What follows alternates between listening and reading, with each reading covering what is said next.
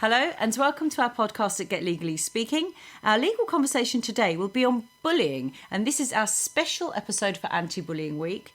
I am joined by Barrister Emma Waldron from 3 Paper Buildings Chambers in London.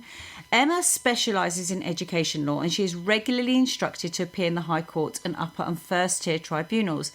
Emma's expertise includes working on cases with complex issues, and she has a strong knowledge in representing matters involving individuals' special educational needs and those that have an intense sensitive nature.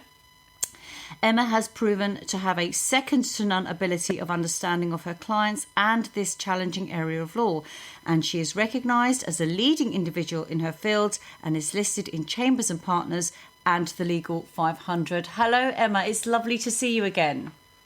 Hi, Hattie. Thank you so much for having me back. It's a real privilege, and I'm just delighted to be here with you today. Thank you so much for having me. No, thank you. And this is a special episode for our Anti-Bullying Week this week, from November the 16th, 2022, November the 20th. And I have to say, having done some research on this area more extensively than what we naturally know as just human beings plodding along in life, I was utterly shocked to read some of the statistics. And one of those is that 62% of children have said that they have been bullied by a classmate, and 37% say they've been bullied by somebody in their school that they don't really know that well, but they are in their school. I mean, that's a big number. That's over half of children, say, look, I've been bullied. And then there's a survey that I looked at by a company called the Aggregate Industries, and it stated some really shocking stuff. I mean, the UK is the 4th worst affected country for bullying out of 34 countries that they surveyed. And I thought... It's shocking, isn't it? I mean, we like being at the top, but the 4th for bullying is not a great gig at all. No, it's really shocking statistics. It is. And then even more shockingly, you hear they claim that 65% of LGBT young people experience homophobic bullying in school. I mean, that's just so sad, isn't it? It's wrong, it's sad, it's horrid to even read, as a statistic. Yeah. And I'd like to say that it comes as a surprise, but I'm not sure it does, because even if we cast our minds back, Hattie, to when you and I were in school, we all knew someone. If it wasn't us ourselves being bullied, we all knew somebody that had. That's very true. And the fact that the situation hasn't really changed is quite depressing. I think the situation has changed, though, in as much as how bullying is taking place.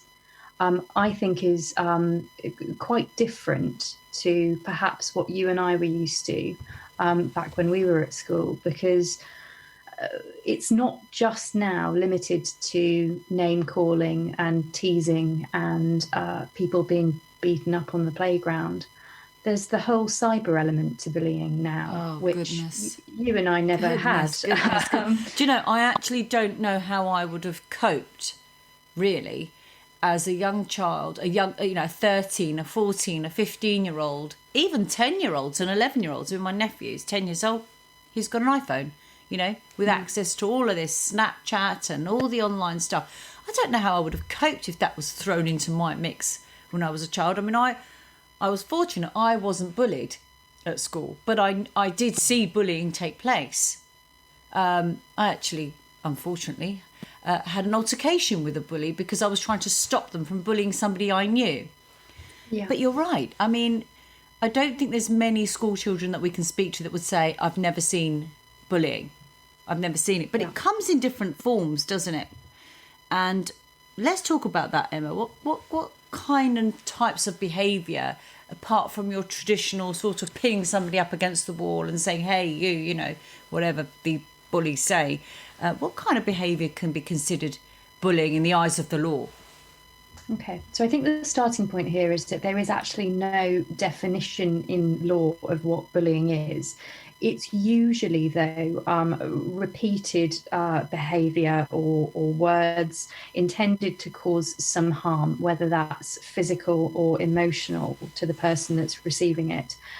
And as you've highlighted, I think really clearly in your introduction to this podcast, it is often aimed, but not always, at certain groups. So it might be because of somebody's sexuality or sexual orientation. It might be related to their gender. It might be related to a physical or mental disability that they're suffering with.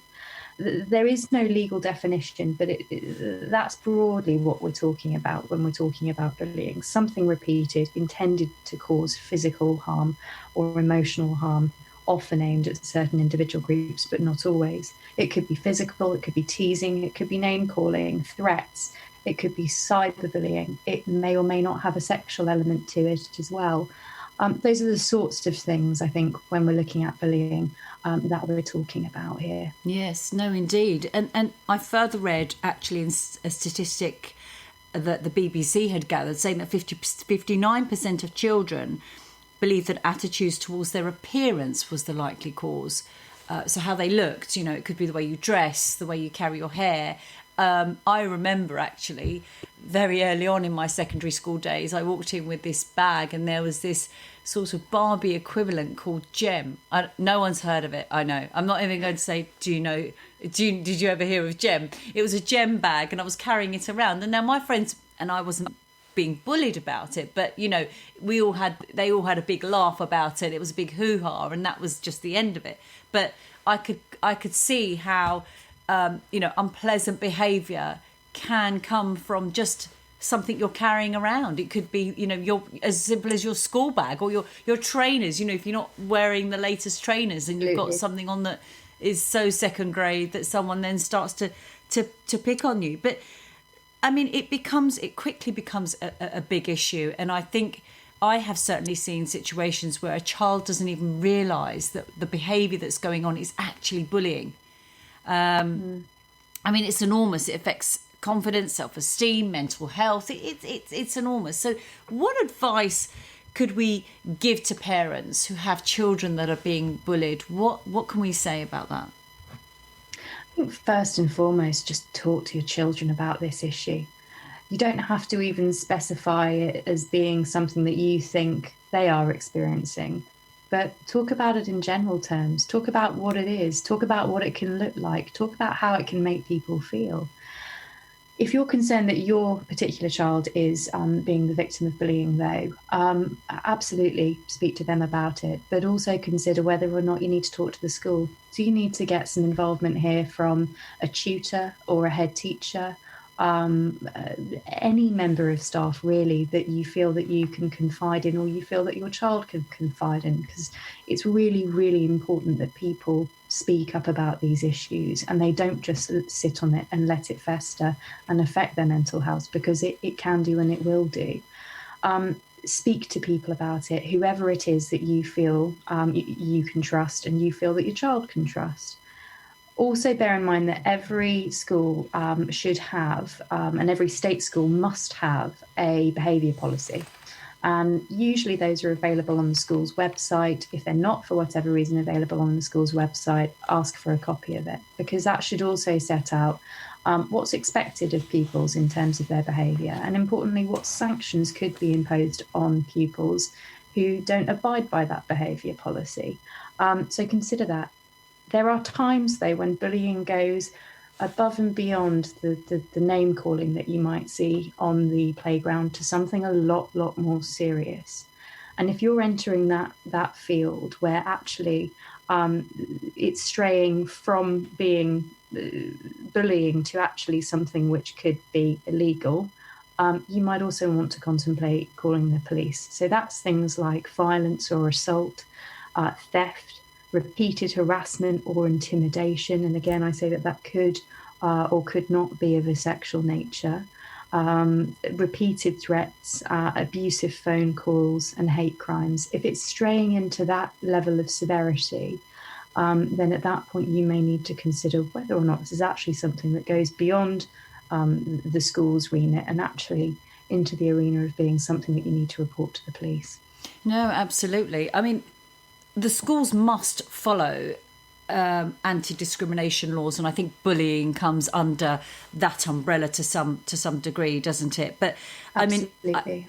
I think anybody that's experiencing bullying, and it could actually, I have seen an example in the past where a parent didn't want to go to the school and talk about it because they thought it would affect their child in a detrimental way. They thought it would be detrimental to the situation. They thought no, because then you'd suffer more. The school would look at you and think that you're just making, allegations, and it will cause more trouble. But for God's sake, I think that has to be the right advice. You've got to speak to somebody, particularly the child, be it a parent, a parent of yours. It could be a teacher that doesn't teach you a subject, but you've got a good relationship with, or an adult member of the family that's not a parent, that's a family friend.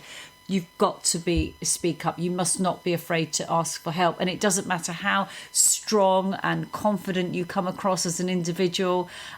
You've got to get help, because these things, bullying has to stop. If you get the right help, the school certainly has to take actions to help the child and the parents through this situation. And at the end of this podcast, I will mention a couple of support lines there are, where there's free telephone numbers, free websites for both children and parents. But let's go to the other side here and talk about the child that's doing the bullying.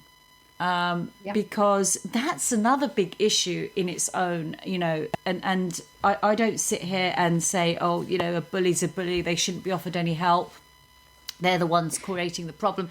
What advice can we give a parent that's dealing with their child where their child's the bully?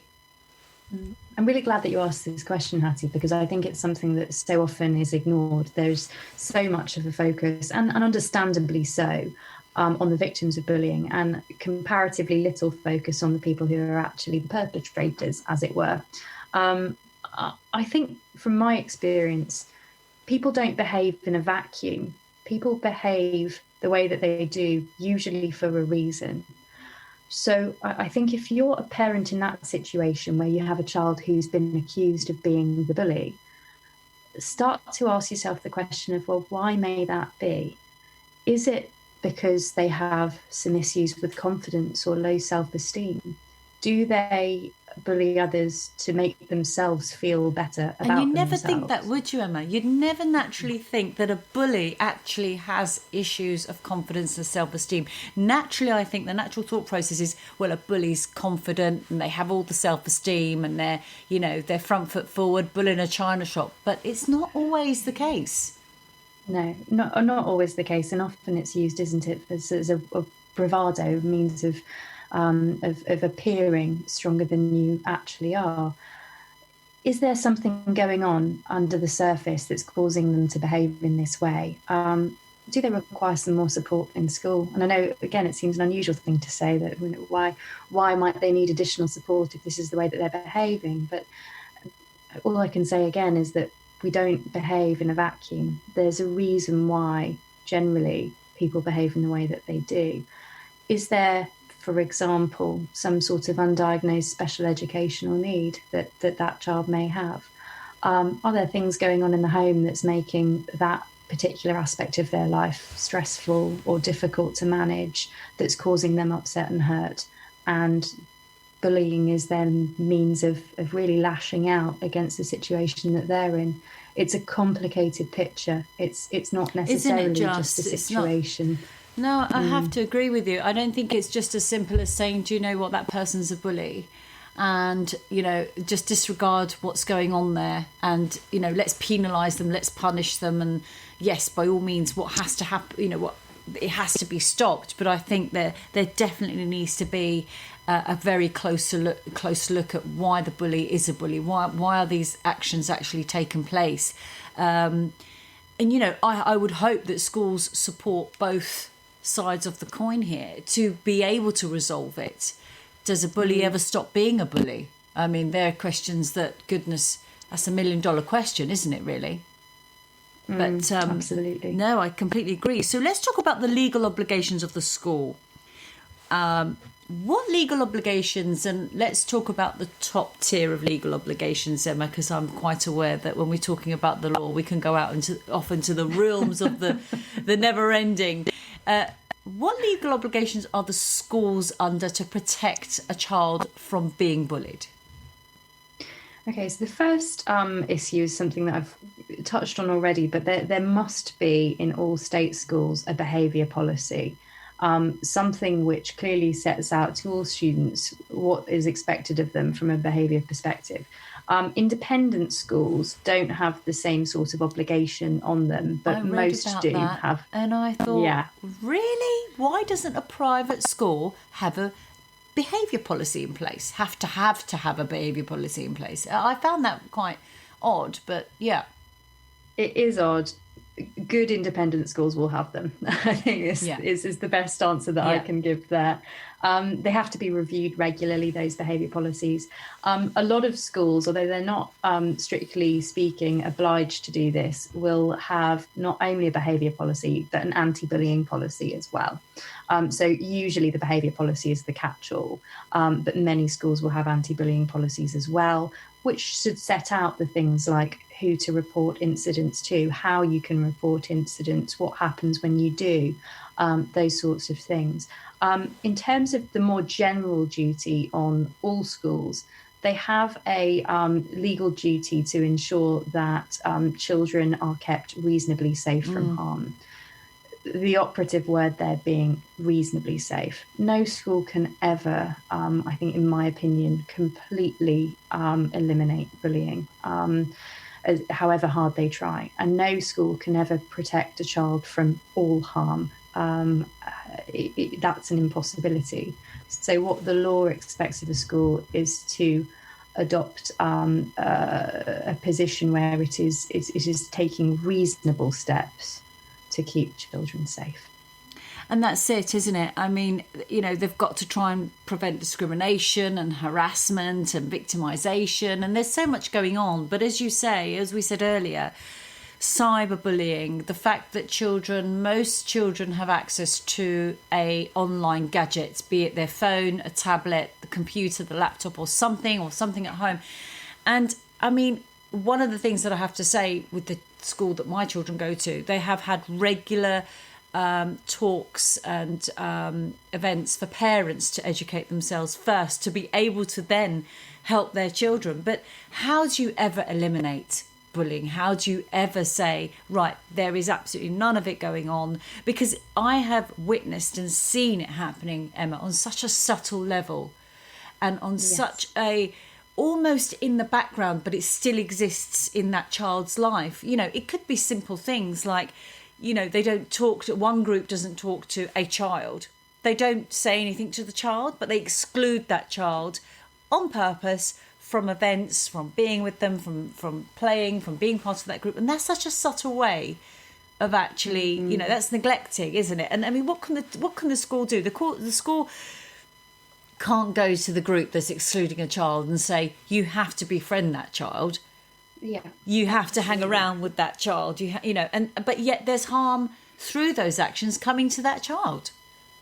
Yeah, and as you quite rightly identified the issue of cyberbullying and of a lot of this of these incidents now taking place on that platform. And you mentioned Snapchat. I mean, Snapchat is terrible in that. As soon as the message is received, it can be deleted. That's the whole purpose, I think, of Snapchat, that you're sent an instant message which then effectively deletes itself. So you can see how that can be used as a platform for children to bully other children. Because they can get access to that child beyond the school time, beyond during the day at school. I'll go back to when I was in school again. When I left school for the day, There was the house telephone. Now I sound really old, but it really isn't too many decades ago. There was the house telephone which your friends could call you on, and my parents... I'm sure I heard more than once, get off the phone, come on, that's enough. You've been on the phone for so long. But now a child leaves a school and everybody can still be in touch with them. And, if it's negatively, it's ongoing. It's it's a huge thing. I really do. I'm still astounded, and I probably sound archaic for saying this, but I'm still astounded that children are allowed to use these online platforms, these online social media platforms. I just find that astonishing because, as you say, if bullying is going on, they have a means, they have a way to do it, online, Absolutely. Over the weekend, in the evenings, after school, during school holidays, and all sorts of things. Okay, let's... And a word of advice. Yes. I was just going to say a word of advice to your listeners on that point. I think that if you are aware that your child might be being bullied through those platforms, or if they're telling you that they are, keep a log of it. Keep a record of all of the incidents, and actually not just for cyberbullying, but for any type of bullying, whether it's name calling in the playground, physical. Keep a record of it. Keep a really detailed record of what took place, when, how, who, all of those things. Because it's really important if you do want to escalate this further at a later stage, either in the school or whether it's getting police involvement, or otherwise. It's really important to have that record. Yeah, no, absolutely, because it can be quite difficult, I can imagine, for some children to actually explain how is it happening, what's going on, what did they say, and then it's easy, isn't it, for an adult to say, oh, come on, that was just a bit of testosterone flying around in the school playground rather than a real bullying event. Or don't hang around with her, if she has got something to say about your hair, with girls bullying each other sometimes, just don't hang on, take no notice. But actually, if that's affecting the child, then that is a problem, isn't it? It's not what we as adults may perceive as, oh, that's bullying or not bullying. It's what is the effect it's having, the actions are having on the child. Emma, let's talk about parents who don't agree with the actions that the schools are taking towards trying to resolve bullying. And I'm sure that, I have to say, in the past, it may not have been about bullying, but it might have been another subject. Would have gone along to my child's school and I've said, look, there's a problem.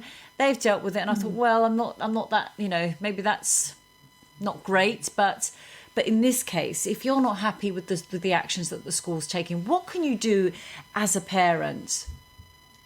So the starting point, I think, is if you can deal with it on an informal basis, that's almost always the best way to be able to resolve these kinds of conflicts that do arise. The school itself will have a complaints policy, and you are entitled to a copy of that complaints policy. And usually the starting point in any complaints policy is to try and resolve it on an informal basis. So that might be having a meeting with the head teacher where you can air some of your concerns, and the head teacher usually then puts in writing a response to that complaint. If not, then, or if that doesn't resolve the issue to your satisfaction, then there's normally at least one or two further stages in the complaints process where you can escalate it to a governing body, or beyond that if that's what is required and if you're still not satisfied. As an absolute last resort, and I do say that as a lawyer, it should be an absolute last resort, there might be a means of legal redress. So in particular, it could be a personal injury claim for either the physical or emotional harm that your child has suffered as a result of being bullied.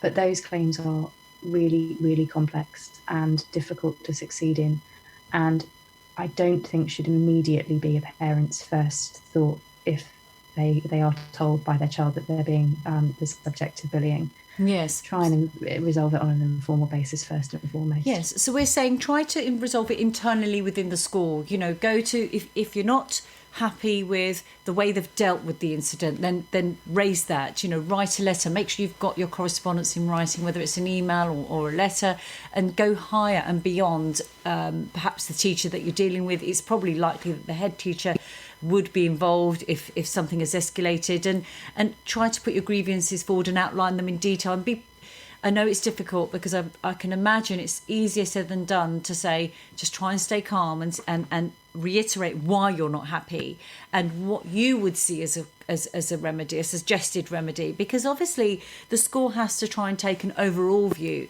of how they deal with things. And I think sometimes as parents, and I only say this as being a parent myself, you rush to kind of say, but you should be doing this and you should expel that child or you should be doing that. But you've got to think, well, hold on a moment, because the school's got to try and help the person being bullied, absolutely, and to stop the bullying, but also to help the bully as well and their parents. If their parents, hopefully are taking an active interest into why is our child bullying? This is incorrect. You may get parents of the bully saying, well, actually, my child's not a bully. Which is, we come back to what you said earlier, Emma, on make a note of the incidences, make a note what happened, date, time, even if it's one sentence to outline what happened that that for you was hurtful and harmful as a child, or what your child told you as a parent. These sorts of things will always come into play. But I know that on the .gov.uk website there's a tab there under the bullying information that comes under bullying saying complain about a school. Now, what the government will do with that information once you post it, I don't know. But there is a tab there that does say that. And maybe some people may look into it or not. Emma, that's all we've got time for. So there we are. Goodness, it does fly, I have to say. Thank you ever so much for your time today on this subject, Emma.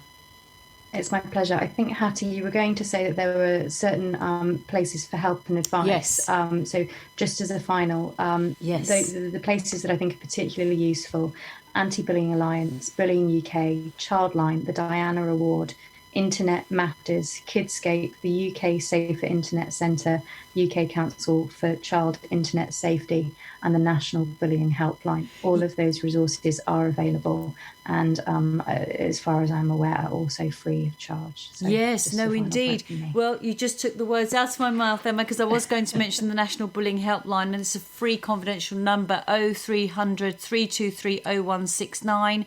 There's Bullying Helpline for families, so include child and parents. Another free confidential number, 0808 800 2222. And then there was another website which was just looked lovely to me. I thought, wow, they don't only help a child that's been bullied, they help parents as well, called the Support Line on 01708 765 200.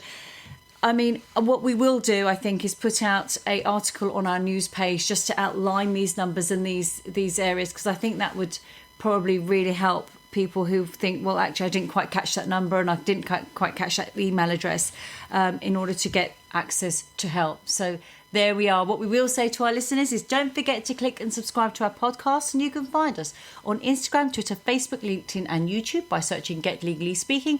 Also visit our website at getlegallyspeaking.com. Thank you very much for listening.